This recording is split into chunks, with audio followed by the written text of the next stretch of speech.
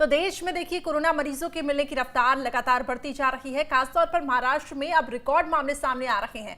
मध्य प्रदेश, छत्तीसगढ़ में भी कोरोना के नए मरीजों की संख्या हैरान करने वाली है। मध्य प्रदेश और छत्तीसगढ़ में कोरोना के बढ़ते मामलों ने सरकार और प्रशासन के साथ साथ कैसे बढ़ा दी आम लोगों की परेशानी, और नए कोरोना से निपटने के लिए आखिर कितनी मुस्तैद है सरकारें, और कैसे मिले कोरोना के बढ़ते खतरे से राहत। इन्हीं तमाम मुद्दों पर हम विस्तार से चर्चा करेंगे। चर्चा के लिए खास मेहमान भी हमारे साथ होंगे, लेकिन आगे बढ़ने से पहले देखिए इस रिपोर्ट को। फिर डरा रहा कोरोना, बढ़ते कोरोना से सावधान। मध्य प्रदेश में 24 घंटे में मिले 244 नए केस। छत्तीसगढ़ में सामने आए 247 नए केस। मध्य प्रदेश और छत्तीसगढ़ में कोरोना के मामले एक बार फिर बढ़ते जा रहे हैं। एमपी में बीते 24 घंटे में 344 नए केस सामने आए। बीते 24 घंटे में 2 लोगों की मौत कोरोना के नए स्ट्रेन से हो चुकी है। इंदौर में सबसे ज्यादा 139 नए केस सामने आए। कुल मिलाकर कोरोना की डरावनी रफ्तार एक बार फिर लोगों को डराने लगी है। कोरोना संक्रमण ने फिर पकड़ी रफ्तार। पिछले 24 घंटे में कोरोना के 344 नए केस मिले। पिछले 24 घंटे में कोरोना से 2 लोगों की मौत हुई। इंदौर में 139, भोपाल में 70 कोरोना पॉजिटिव मरीज मिले। बैतूल में 15, जबलपुर में 22 नए मामले सामने आए। फिलहाल जबलपुर में 118 एक्टिव केस हैं। जबलपुर में अब तक मिल चुके हैं 16,598 मरीज। आने वाले दिनों में और ज्यादा बढ़ सकती है संक्रमित मरीजों की संख्या। प्रदेश में बढ़ रहे कोरोना के मामलों पर सरकार की पैनी नजर है। मुख्यमंत्री शिवराज सिंह चौहान ने आला अधिकारियों के साथ समीक्षा बैठक की। प्रशासन को कोरोना के लिए जागरूकता अभियान चलाने के निर्देश दिए और लोगों से कोविड गाइडलाइन के नियमों का पालन करने की अपील की। हर हालत में प्रदेश को कोरोना से बचाना है, संक्रमण से बचाना है, और इसलिए जनता को भी मैं रोज आह्वान कर रहा हूं कि आवश्यक सावधानी रखें, मास्क लगाए रखें, सोशल डिस्टेंसिंग रखें। हम लॉकडाउन की तरफ मध्य प्रदेश को नहीं ले जाना चाहते, क्योंकि उससे गरीबों की रोजी रोटी भी जाती है। वैसी परिस्थितियां न बने, इसलिए हम सावधानी रखें। केवल मध्य प्रदेश ही नहीं, छत्तीसगढ़ में भी कोरोना ने सरकार के साथ साथ आम लोगों की टेंशन बढ़ा दी है। छत्तीसगढ़ में कोरोना के 247 नए केस सामने आए। 4 लोगों की मौत हो चुकी है। रायपुर, बिलासपुर में 3 छात्राएं संक्रमित पाई गई। प्रदेश में कोरोना के 2,911 सक्रिय मामले। हर दिन मिलने वाले मरीजों के मामले में भारत एक बार फिर दुनिया का चौथा सबसे संक्रमित देश हो गया है। एक हफ्ते पहले तक इस मामले में भारत टॉप 10 देशों की सूची से बाहर आ गया था, लेकिन मरीजों की रफ्तार बढ़ते ही ये चौथे नंबर पर पहुंच गया। यहाँ हर दिन 13,000 से ज्यादा संक्रमित पाए जा रहे हैं। आंकड़े ये बताने के लिए काफी हैं कि कोरोना के नए स्ट्रेन की लगातार बढ़ती रफ्तार किसी भी लिहाज से ठीक नहीं है। ऐसे में 2 गज की दूरी और मास्क है जरूरी। इस बात को न भूलें, क्योंकि सुरक्षा सावधानी में ही है। Team news state.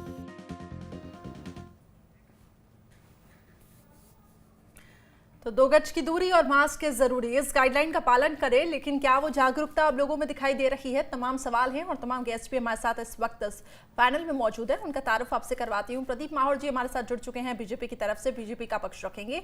इसके साथ ही राम पांडे जी हमारे साथ जुड़े हुए हैं, कांग्रेस की तरफ से। बहुत स्वागत है आप दोनों का। मेरे तो सहयोगी दीप्ति भोपाल से जुड़ी हुई है, इसके साथ ही दुर्गेश हमारे साथ जबलपुर से जुड़े हुए हैं।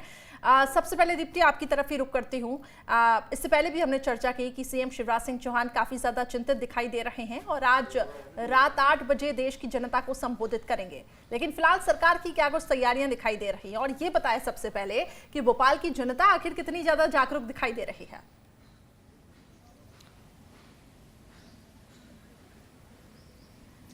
देखिए करिश्मा, चिंतित सरकार जरूर दिखाई दे रही है। क्राइसिस मैनेजमेंट की बैठक हो रही है, लेकिन जहां तक हम तैयारियों की बात करें तो तैयारियों में कुछ बहुत खास नहीं दिखाई दे रहा। उसकी बहुत बड़ी वजह यह है कि सरकार पहले ही बोल चुकी है कि न लॉकडाउन करना है, न सख्ती बरतना है, न बड़ा जुर्माना लगाना है। तो इसके चलते जो है सरकार की तरफ से अगर कुछ होगा तो सिर्फ वो अवेयरनेस की बात होगी, लोगों को समझाइश देने की बात होगी।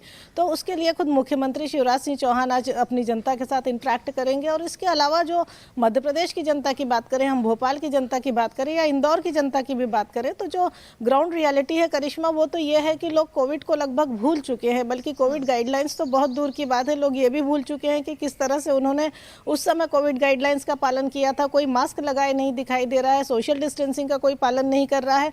और कोविड का डर जितना जो पहले हुआ करता था वो धीरे धीरे खत्म तो होता गया, लेकिन वैक्सीनेशन जब से शुरू हुआ तब से लोगों ने कोविड को तो मानना ही छोड़ दिया। लगभग ये मान के चलने लगे लोग कि वो कोविड पर से आगे निकल गए हैं, कोविड से जीत गए हैं। तो यही वजह है कि अब कम से कम कोविड को लेकर ना कोई गाइडलाइंस का पालन हो रहा है, ना जनता में कोई अवेयरनेस दिखाई दे रही है, ना ही कोई उसका पालन करना चाह रहा है, क्योंकि लोगों के मन से भय निकल चुका है।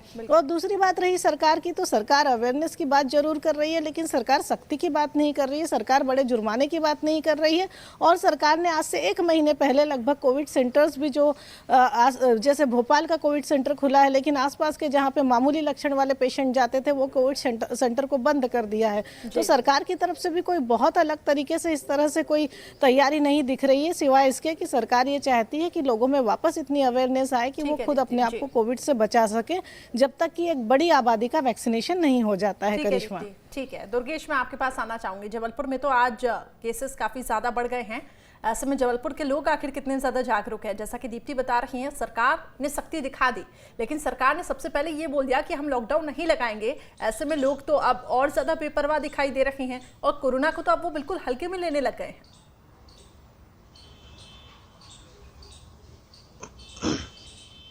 बिल्कुल करिश्मा, देखिए बाजारों की बात करें, सार्वजनिक कार्यक्रमों की बात करें, सड़कों की बात करें, चौक चौराहों की बात करें, अब लोगों में बिल्कुल भी कोरोना का डर नजर नहीं आता है। ना सोशल डिस्टेंसिंग का पालन हो रहा है, ना मास्क लगाया जा रहा है, ना धार्मिक स्थलों पर किसी तरह का गाइडलाइन का पालन किया जा रहा है, ना किसी सार्वजनिक स्थल पर किया जा रहा है। ऐसा लगता है जैसे मार्च 2019 के पहले जो हालात थे, लोग बिल्कुल वैसे ही हो गए हैं, जबकि लोगों को ये मालूम है कि अभी भी संक्रमण का खतरा टला नहीं है। लगातार मरीजों की संख्या में इजाफा हो रहा है और जैसे मैंने बताया कि जबलपुर में 22 नए संक्रमित मरीज मिले हैं और ये पिछले कुछ दिनों के सर्वाधिक आंकड़े बताए जाते हैं। वजह यह है कि जो महाराष्ट्र में कोरोना का संक्रमण बढ़ गया है, वहां का असर अब मध्य प्रदेश में धीरे धीरे देखने को मिलेगा। स्वास्थ्य अधिकारियों ने तकरीबन हफ्ते भर पहले ये ऐलान कर दिया था कि 10 से 15 दिन बाद जबलपुर में मरीजों की संख्या बढ़ेगी। जो ताजा जानकारी है, जो 22 नए संक्रमित मरीज मिले हैं, इनमें से 1 दर्जन से ज्यादा ऐसे लोग हैं जो हाल ही में महाराष्ट्र से जबलपुर लौटे थे या जिन्होंने नागपुर का सफर किया था, जो नागपुर के यात्री थे, उनमें ये संक्रमण पाया गया, उनमें लक्षण पाया गया। जब उन्होंने रिपोर्ट कराई, टेस्ट कराया, तो वो पॉजिटिव निकले। तो ये तो वो लोग थे जो जागरूक थे या जिनको लगा कि हमें कोरोना का सैंपल करा लेना चाहिए। ऐसे न जाने कितने लोग हैं, हजारों की तादाद में ऐसे लोग होंगे जो महाराष्ट्र से, राजस्थान से, यूपी से जबलपुर आ रहे हैं या पूरे मध्य प्रदेश में आ रहे हैं, और यदि उनमें थोड़ी बहुत भी लक्षण नजर आते हैं तो वो उस चीज को इग्नोर कर देते हैं, वो सैंपल लेने नहीं जाते हैं, ना वो रिपोर्ट कराने जाते हैं, ना वो उस चीज को बहुत ज्यादा गंभीरता से ले रहे हैं। स्वाभाविक बात है, ऐसे लोग सबसे ज्यादा खतरा पैदा करेंगे। फिर 1 से 2, 2 से 3 अपने पूरे परिवार, अपने पूरे परिजन, आस पड़ोस के लोगों को संक्रमित करेंगे और एक समय शायद ऐसा आ जाएगा कि फिर वो स्थिति हम देखेंगे जो हमने पहले आज से 6 महीने पहले जबलपुर में देखी थी या पूरे मध्य प्रदेश में देखी थी। बिल्कुल, तो जरूरत है, लापरवाही ही है जो भारी पड़ती हुई अब दिखाई दे रही है। बने रहे मेरे साथ। डॉक्टर संजय लोधे जी भी इस पैनल में हमारे साथ जुड़ चुके हैं, वाइस प्रेसिडेंट हैं आईएमए मध्य प्रदेश के। सर, आपका बहुत स्वागत है। आपके पास मैं आऊंगी सर, लेकिन सबसे पहले मैं प्रदीप माहौर जी आपके पास आना चाहूंगी। सरकार की क्या तैयारियां हैं? प्रदीप माहौर जी, जानना चाहूंगी। एक तरफ तो सरकार ने पहले ही मंशा साफ कर दी कि लॉकडाउन नहीं लगाया जाएगा। क्या आपको लगता है कि इस प्रकार की सख्ती अगर नहीं दिखाई जाएगी तो हम एक बार उसी दौर से गुजरेंगे जहां से हम अभी लौटे हैं? अभी हमने डाउनफॉल देखा कोरोना का, लेकिन अब तो मामले इतनी तेजी से बढ़ रहे हैं कि ये हालात काफी ज्यादा चिंताजनक हो गए हैं। करिश्मा, देखिए, जितना भी पैरामेडिकल स्टाफ है और मेडिकल स्टाफ है, उनको ऑलरेडी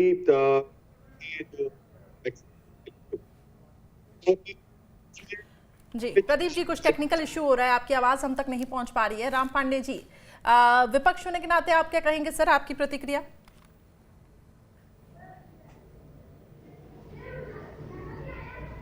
मेरे तो यही है कि इस पर अभी रिसर्च होना चाहिए कि ये कोरोना बार बार कम क्यों हो जाता है और बढ़ क्यों जाता है। जैसे मध्य प्रदेश में चुनाव थे, अभी 28 विधानसभा सीटों पर, तब जो था कोरोना का संक्रमण बहुत कम हो गया था। बिहार में चुनाव थे तो कोरोना का संक्रमण बहुत कम हो गया था। अभी दिल्ली के बॉर्डर पर लाखों किसान बैठे हुए हैं, उनमें से किसी को भी कोरोना नहीं हो रहा है। मध्य प्रदेश में जबलपुर में हो रहा है, भोपाल में हो रहा है, इंदौर में हो रहा है, ग्वालियर में अभी मुख्यमंत्री जी कह रहे हैं कि शाम को मैं कोरोना के बारे में बताऊंगा। 4 दिन पहले ग्वालियर मेले का उद्घाटन करके गए, जहां की हजारों की संख्या में भीड़ होती है। और भारतीय जनता पार्टी की रैलियां हो या अन्य पार्टियों की रैलियां हो, तो वहाँ कोरोना क्यों नहीं फैलता है। तो इस पर रिसर्च होनी चाहिए कि कोरोना क्यों कम हो रहा है, क्यों ज़्यादा हो रहा है, तो उससे हम निष्कर्ष पर पहुंचेंगे। और शिवराज सिंह जी तो पहले ही कह चुके हैं, वो क्या बताएंगे कि कोरोना सर्दी खांसी जुकाम से ज़्यादा कुछ है ही नहीं। और उनके मंत्री ने तो कल कहा है कि मैं मंत्र पढ़ती हूँ तो उससे कोरोना नहीं होता है। तो उनके जो मंत्री हैं वो मंत्र सबको बता दे तो पूरे देश का उद्धार हो जाएगा। जो वैक्सीनेशन पर इतना खर्चा हो रहा है की तरफ से। चलिए ठीक है, मैं लौटूंगी आपके पास। एक बड़ी खबर इस वक्त मिल रही है कोरोना से जुड़ी हुई। ये बड़ी खबर, देश में अचानक तेजी से कोरोना के मामले बढ़ते जा रहे हैं और बीते 24 घंटे में 16,000 से ज्यादा केस सामने आए हैं। 24 घंटे में कोरोना से 138 लोगों की मौत हुई और देश में कोरोना के एक्टिव केस फिलहाल 1,51,000। महाराष्ट्र में सबसे ज्यादा 8,000 से ज्यादा नए केस सामने आए हैं। तो महाराष्ट्र इस वक्त सबसे ज्यादा संक्रमित है और मध्य प्रदेश में भी अब इसका असर देखने को मिल रहा है। साथ ही अलग अलग राज्यों में भी, क्योंकि लोगों का मूवमेंट जारी है, लोग इधर से उधर ट्रैवल कर रहे हैं। ऐसे में महाराष्ट्र के जो लोग हैं वो भी अगर दूसरी जगह जाते हैं तो इसलिए राज्य सरकारों ने कह दिया है कि खासतौर से महाराष्ट्र से आए लोगों की स्क्रीनिंग हो और इसके बाद ही उन्हें एंट्री मिल सके।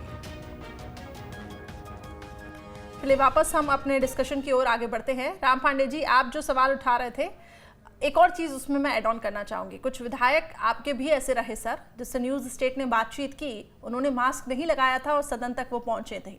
ऐसे में आप क्या कहेंगे? और जैसे ही मीडिया को उन्होंने देखा, इसके बाद मास्क लगाना शुरू कर दिया, तो ये लापरवाही क्या है? जनप्रतिनिधि ही अगर ऐसा व्यवहार करेंगे तो आम जनता पर क्या कुछ संदेश जाएगा?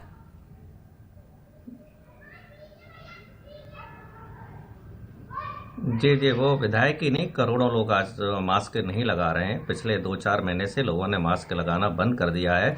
और अभी देखिए, हमारे प्रधानमंत्री अभी बंगाल में रैली करके आए हैं और गृह मंत्री तो वहीं पड़े हुए हैं। हमारे प्रदेश के गृह मंत्री को भी का भी प्रभार वहाँ है। बंगाल में रोज रैलियां हो रही हैं, हजारों लोग इकट्ठे हो रहे हैं, वहाँ क्यों नहीं फैल रहा है? तो मैं यही कह रहा हूँ कि ये बहुत रिसर्च का विषय है कि जहाँ चुनाव होते हैं वहाँ कोरोना क्यों चला जाता है। लोकसभा विधानसभा जब आगे बढ़ानी होती है तब डॉक्टर संजय जी, क्या कहेंगे आप? एक नई रिसर्च अब करनी पड़ेगी कोरोना को लेकर। जी देख रहे हैं तो कोरोना गया ही कहाँ है कि जो अभी हम बोलेंगे कि वो नया स्ट्रेन आ गई, कि नया कुछ आ गया। यदि आपको याद हो तो स्पेनिश फ्लू आया था, उस समय 1919 में, कितनी पुरानी बात है। उस समय 1 करोड़ लोग मरे थे स्पेन में और लोगों को लॉकडाउन उस हिसाब से, उस समय 1 करोड़ लोग मरे थे स्पेन में और लोगों को लॉकडाउन उस हिसाब से, उस समय के हिसाब से किया गया था। लोग बड़े परेशान हो गए 2-3 महीने में, फिर वापस बाहर निकलने लग गए। और वो जो स्पेनिश फ्लू वो 4 साल चला था। तो ये जो अभी हमारा जो अभी चल रहा है कोरोना, अभी गया ही नहीं है। और 1 करोड़ व्यक्ति यदि इसमें कोरोना से पॉजिटिव आए हैं तो 30 करोड़ लोग लगभग एसिम्प्टोमेटिक है। इस प्रकार से देश के 30 करोड़ लोग कोरोना से संक्रमित है। अभी भी 100 करोड़ बचे हुए हैं, तो वो 100 करोड़ तो अभी बचेंगे ना पूरा इस साल। गए साल में 30 करोड़ हुए तो इस साल 30 करोड़, अगले साल 30 करोड़। तो यदि हमको ये कोरोना को 2023-24 तक चलाना है तो आप बिल्कुल लापरवाही से चलिए। यदि आपको इसी साल अच्छा मनाना है 2021, तो SMS का पालन करना ही पड़ेगा। उसमें आपको सैनिटाइजर, सोशल डिस्टेंसिंग, मास्क, इसका पालन करना ही पड़ेगा। और उसमें जो मैंने बोला था कि इंटेलिजेंट लॉकडाउन, मतलब बहुत जरूरी हो तो ही घर के बाहर जाना। और आइसोलेशन लॉकडाउन, मतलब जो बुजुर्ग लोग हैं अब इसको रिवर्स लॉकडाउन कर दीजिए। अभी क्या होता था, हम बुजुर्ग लोगों को बोलते थे कि आप घर में रहना, और जो जूनियर बच्चे रहते थे वो बाहर घूमते थे और बुजुर्गों को बीमार करते थे। अब बुजुर्गों को बोलना कि आप बिल्कुल अलग से आइसोलेशन या क्वारंटाइन में जाइए तो ही आप बचेंगे। तो इस प्रकार के कुछ करना पड़ेगा, ये लोगों के हाथ में है अब किस प्रकार बचना। और सरकार जो छूट देते जा रही है हर जगह, स्कूलों में, कॉलेजों में, स्विमिंग पूल में, टॉकीजों में, तो कहीं न कहीं इस पे रोक लगानी पड़ेगी। आपने यहाँ पे सही बात कही डॉक्टर संजय जी। प्रदीप माहौर जी, इसी सवाल के साथ आपके पास आऊंगी। इतनी छूट, इतनी रियायतें मिल रही हैं, अब तो स्कूल कॉलेजेस भी खुल रहे हैं सर, और एक बार फिर से कोरोना के मामले बढ़ रहे हैं। आपको नहीं लगता सरकार के लिए ये एक चुनौती बन सकती है और एक चिंता का विषय है? करिश्मा जी, देखिए क्या है कि सबसे पहला जो कोरोना के ऊपर डर था वो ये था कि जो हमारा पैरामेडिकल स्टाफ वो जितने कोरोना के पेशेंट्स आते हैं उसके रेशियो में अवेलेबल है कि नहीं है। अभी फिलहाल अगर देखा जाए तो वो जो गैप था वो फिल कर दिया गया है सरकार के द्वारा। दूसरी चीज ये है, पैरामेडिकल स्टाफ और मेडिकल स्टाफ जो है उनको वैक्सीनेशन उनका कर दिया गया है।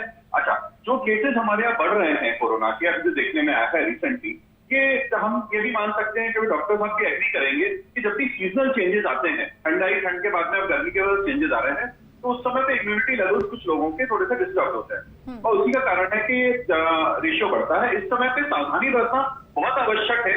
जनता से पूरी मैं अपील करना चाहूंगा कि वो मास्क लगाएं, बाहर जाएं तो भी मास्क लगाएं, सैनिटाइजर का उपयोग करें, सावधानियां बरतें। बाकी ऐसा कोई आवश्यकता नहीं है कि इस समय पे लॉकडाउन लगाने की आवश्यकता पड़े।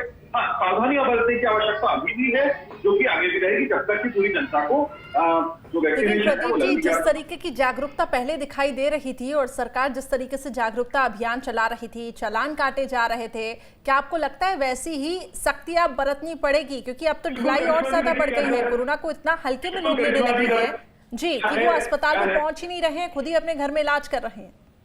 बिल्कुल ठीक बात है करिश्मा जी। क्या है कि जो हमारा विपक्ष है ना मध्य प्रदेश का और भारत का, उसकी स्थिति कुछ ऐसी है कि चित्त भी मेरा पट भी मेरा। जब अगर हम जिस समय चालान वसूल रहे थे तब भी इनको बुरा लगता था, जब हम ये बोल रहे थे कि ठीक है फ्रीडम दे दिया गया तब भी इनको खराब लग रहा है।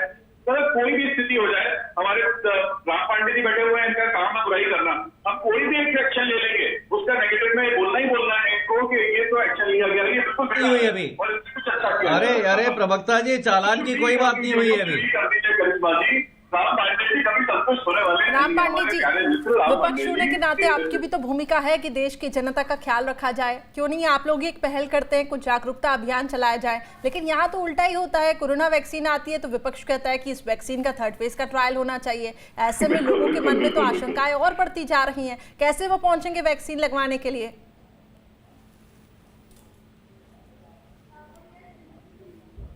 देखिए, हिंदुस्तान की पूरी जनता जागरूक हो चुकी है। जब हम कॉल करते हैं तो हर कॉल पे आता है कि भैया 2 गज की दूरी रखिए और मास्क लगाइए। अखबार उठाते हैं तो एक पेज जी, एक आदमी को पता है। हो सकता है भारतीय जनता पार्टी के लोगों को जागरूकता फैलाने की जरूरत हो, उनको जागरूक करने की जरूरत हो। आज 135 करोड़ में से एक भी ऐसा नहीं है जो जागरूक ना हो। एक पेज की रोज खबर आती है, मीडिया में बात होती है, एक इंसान जागरूक हो चुका है। एक लेवल ऐसा रिक्वेस्ट करती हूँ क्योंकि ये बहुत ही संवेदनशील मुद्दा है, देश की जनता से जुड़ा हुआ मुद्दा है। दीप्ति, आपके पास आना चाहूंगी, क्या लगता है सरकार की तरफ से अभी तक कुछ जागरूकता वहां पे जागरूकता अभियान चलाया गया, विपक्ष की तरफ से कुछ जागरूकता अभियान चलाया गया? क्योंकि हम देख रहे हैं कि इस प्रकार की सियासत हो रही है और कुछ जनप्रतिनिधि ऐसे हैं जो सदन तक पहुंच रहे बिना मास्क के।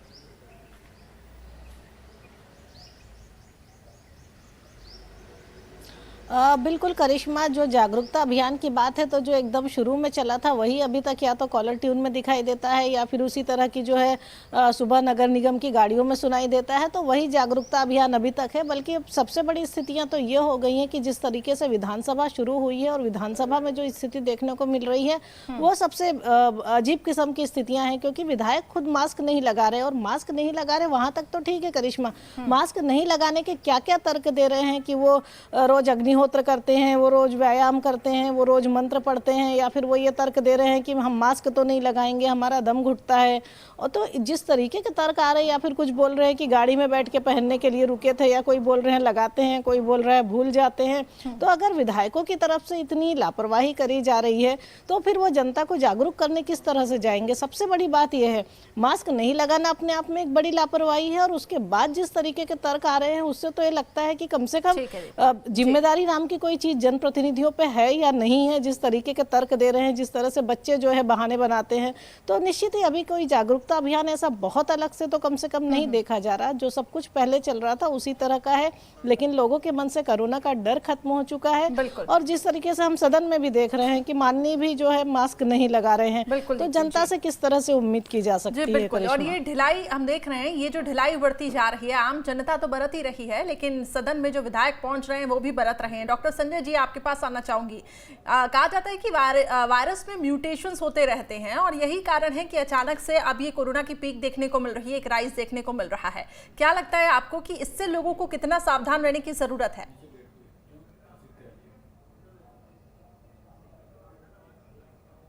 डॉक्टर संजय जी, आवाज आप तक पहुंच पा रही है? चलिए, मेरी आवाज लगता है उन तक नहीं पहुंच पा रही है। दुर्गेश, आपके पास आना चाहूंगी।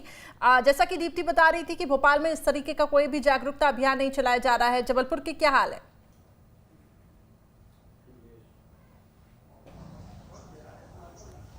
अब बिल्कुल देखिए, यहाँ भी वैसी स्थिति नजर आती है। प्रशासन ने अपील जरूर की है, कल कलेक्टर का जरूर बयान आया था कि जबलपुर में तमाम लोगों को सतर्कता बरतने की जरूरत है, अभी भी मास्क लगाने की जरूरत है, सोशल डिस्टेंसिंग का पालन करने की जरूरत है। लेकिन ये बात समझ से परे होती है कि सारी चीजें आम जनता से ही क्यों अपेक्षा की जाती हैं। प्रशासन ने पूरी तरीके से ढलाई छोड़ दी है। स्विमिंग पूल शुरू हो चुके हैं, स्कूलों में जाना शुरू हो चुका है, हॉस्टल्स शुरू हो चुके हैं, हॉस्टल में बच्चे आने लगे हैं, शॉपिंग मॉल खुल गए हैं, सिनेमा घर खुल गए हैं। तो सारी चीजें जब आपने ओपन कर दी हैं तो फिर आप आम जनता को कैसे रोक पाएंगे कि वो उन चीजों का उपभोग करने के लिए घरों से न निकलें।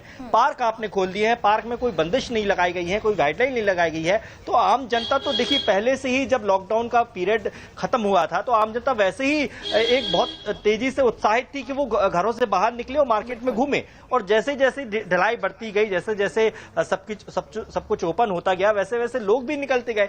अब लोगों से हम अपेक्षा करते हैं कि वो भीड़ भाड़ में ना जाए, वो पार्कों में ना जाए, वो सिनेमा घरों में ना जाए, वो स्विमिंग पूल ना जाए, बच्चे हॉस्टल में ना जाए, स्कूल कॉलेजों में ना जाएं। तो ये कैसे संभव है जब आपने सारी चीजें खोल दी हैं? हम अपने दर्शकों से बार बार यही कहते हैं कि सावधानी में ही सुरक्षा है और इस सावधानी का पालन जरूर करें।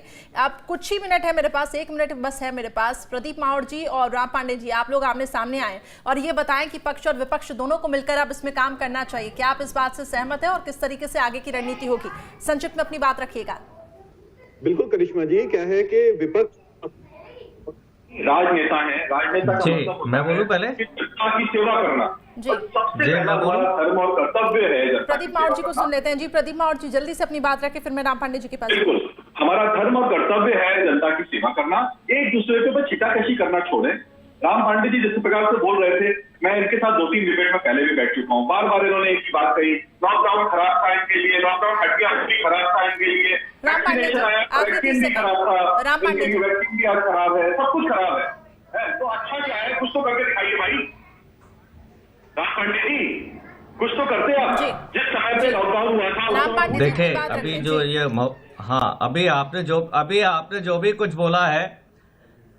अभी आपने जो भी कुछ बोला है, मैंने वो कुछ भी नहीं बोला था। तो आप अभी जो भी कुछ बोला है मेरे बारे में सफेद झूठ बोला है। दूसरी बात जागरूकता की है तो 31 जनवरी को ही राहुल जी ने बोल दिया था देश में कोरोना आने वाला है और कोरोना का पेशेंट आ चुका है, इंटरनेशनल फ्लाइट बंद कर देनी चाहिए।